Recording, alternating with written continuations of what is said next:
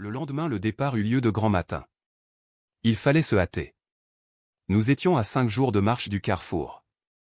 Je ne m'appesantirai pas sur les souffrances de notre retour. Mon oncle les supporta avec la colère d'un homme qui ne se sent pas le plus fort, Hans avec la résignation de sa nature pacifique, moi, je l'avoue, me plaignant et me désespérant, je ne pouvais avoir de cœur contre cette mauvaise fortune. Ainsi que je l'avais prévu, l'eau fit tout à fait défaut à la fin du premier jour de marche, notre provision liquide se réduisit alors à du genièvre, mais cette infernale liqueur brûlait le gosier, et je ne pouvais même en supporter la vue. Je trouvais la température étouffante, la fatigue me paralysait. Plus d'une fois, je faillis tomber sans mouvement. On faisait halte alors, mon oncle ou l'Islandais me réconfortaient de leur mieux. Mais je voyais déjà que le premier réagissait péniblement contre l'extrême fatigue et les tortures nées de la privation d'eau. Enfin, le mardi, 8 juillet, en nous traînant sur les genoux, sur les mains, nous arrivâmes à demi-mort au point de jonction des deux galeries. Là je demeurais comme une masse inerte, étendue sur le sol de lave. Il était 10 heures du matin. Hans et mon oncle, accotés à la paroi, essayèrent de grignoter quelques morceaux de biscuit. De longs gémissements s'échappaient de mes lèvres tuméfiées. Je tombais dans un profond assoupissement. Au bout de quelque temps, mon oncle s'approcha de moi et me souleva entre ses bras. « Pauvre enfant », murmura-t-il avec un véritable accent de pitié. Je fus touché de ces paroles, n'étant pas habitué aux tendresses du farouche professeur. Je saisis ses mains frémissantes dans les miennes. Il se laissa faire en me regardant. Ses yeux étaient humides. Je le vis alors prendre la gourde suspendue à son côté. À ma grande stupéfaction, il l'approcha de mes lèvres. « Bois », fit-il. Avais-je bien entendu? Mon oncle était-il fou? Je le regardais d'un air hébété. Je ne voulais pas le comprendre. « Bois », reprit-il. Et relevant sa gourde, il la vida tout entière entre mes lèvres. Oh! Jouissance infinie!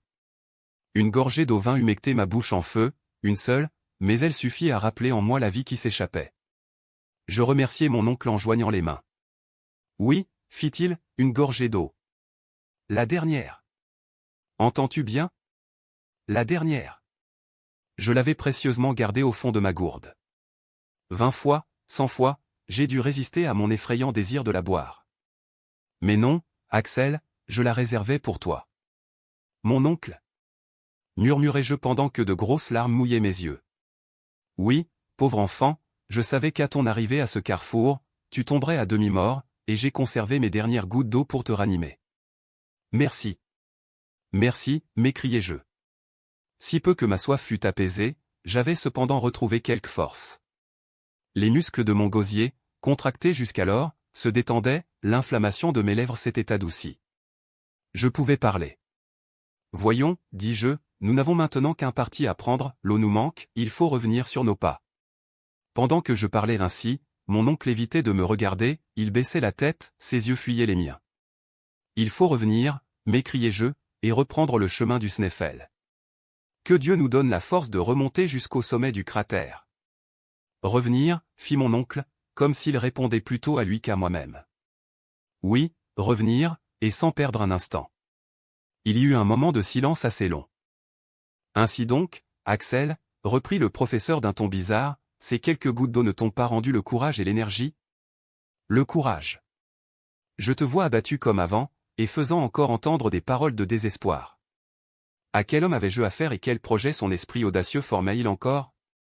Quoi, vous ne voulez pas renoncer à cette expédition, au moment où tout annonce qu'elle peut réussir? Jamais. Alors il faut se résigner à périr? Non, Axel, non. Pars. Je ne veux pas ta mort. Que Hans t'accompagne. Laisse-moi seul. Vous abandonner. Laisse-moi, te dis-je. J'ai commencé ce voyage, je l'accomplirai jusqu'au bout, ou je n'en reviendrai pas. Va-t'en, Axel, va-t'en. Mon oncle parlait avec une extrême surexcitation. Sa voix, un instant attendrie, redevenait dure et menaçante. Il luttait avec une sombre énergie contre l'impossible.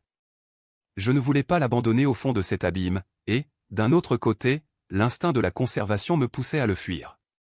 Le guide suivait cette scène avec son indifférence accoutumée. Il comprenait cependant ce qui se passait entre ses deux compagnons, nos gestes indiquaient assez la voie différente où chacun de nous essayait d'entraîner l'autre, mais Hans semblait s'intéresser peu à la question dans laquelle son existence se trouvait en jeu, prêt à partir si l'on donnait le signal du départ, prêt à rester à la moindre volonté de son maître. Que ne pouvais-je en cet instant me faire entendre de lui? Mes paroles, mes gémissements, mon accent, auraient eu raison de cette froide nature. Ces dangers que le guide ne paraissait pas soupçonner, je les lui eusse fait comprendre et toucher du doigt. À nous deux nous aurions peut-être convaincu l'entêté professeur. Au besoin, nous l'aurions contraint à regagner les hauteurs du Sneffel. Je m'approchai de Hans. Je mis ma main sur la sienne, il ne bougea pas. Je lui montrai la route du cratère. Il demeura immobile. Ma figure haletante disait toutes mes souffrances. L'Islandais remua doucement la tête, et désignant tranquillement mon oncle, Master, fit-il. Le maître, m'écriai-je. Insensé. Non, il n'est pas le maître de ta vie. Il faut fuir. Il faut l'entraîner. M'entends-tu? Me comprends-tu? J'avais saisi Hans par le bras. Je voulais l'obliger à se lever. Je luttais avec lui. Mon oncle intervint. Du calme, Axel, dit-il. Tu n'obtiendras rien de cet impassible serviteur. Ainsi, écoute ce que j'ai à te proposer. Je me croisai les bras, en regardant mon oncle bien en face. Le manque d'eau, dit-il, m'est seul obstacle à l'accomplissement de mes projets. Dans cette galerie de l'Est, faite de lave, de schiste, de houille, nous n'avons pas rencontré une seule molécule liquide. Il est possible que nous soyons plus heureux en suivant le tunnel de l'Ouest. Je secouai la tête avec un air de profonde incrédulité. Écoute-moi jusqu'au bout, reprit le professeur en forçant la voix. Pendant que tu gisais, là sans mouvement, j'ai été reconnaître la conformation de cette galerie. Elle s'enfonce directement dans les entrailles du globe, et, en peu d'heures, elle nous conduira au massif granitique. Là nous devons rencontrer des sources abondantes. La nature de la roche le veut ainsi, et l'instinct est d'accord avec la logique pour appuyer ma conviction. Or, voici ce que j'ai à te proposer. Quand Colomb a demandé 3 jours à ses équipages pour trouver les terres nouvelles, ces équipages, malades, épouvantés, ont cependant fait droit à sa demande, et il a découvert le nouveau monde. Moi, le colon de ces régions souterraines, je ne te demande qu'1 jour encore. Si, ce temps écoulé, je n'ai pas rencontré l'eau qui nous manque, je te le jure, nous reviendrons à la surface de la terre. En dépit de mon irritation, je fus ému de ces paroles et de la violence que se faisait mon oncle pour tenir un pareil langage. Eh bien, m'écriai-je, qu'il soit fait comme vous le désirez, et que Dieu récompense votre énergie surhumaine. Vous n'avez plus que quelques heures à tenter le sort. En route.